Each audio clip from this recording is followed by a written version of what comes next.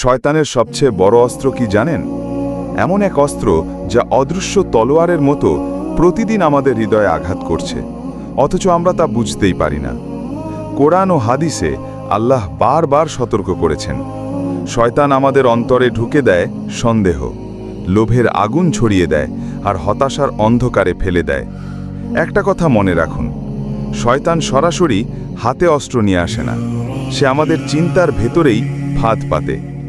যেদিন আল্লাহ তাকে জান্নাত থেকে বের করে দিলেন, শয়তান আল্লাহর সামনে কসম করে বলেছিল, আমি মানুষকে খাওয়া পড়ার দুশ্চিন্তা, দুনিয়ার লোভ আর আল্লাহর প্রতি সন্দেহে ফেলব। ভাবুন তো, আজ আমরা কতবার শুধু দুনিয়ার ভয়ে, রিজিকের চিন্তায় কিংবা হতাশার কারণে ভুল পথে হেঁটে যাই। এটাই শয়তানের সবচেয়ে বড় অস্ত্র। তাই মুসলিম হিসাবে আমাদের দায়িত্ব হলো আল্লাহর উপর ভরসা রাখা, ধৈর্য ধরা আর শয়তানের প্রতিটি ফাঁদ চিনে নেওয়া।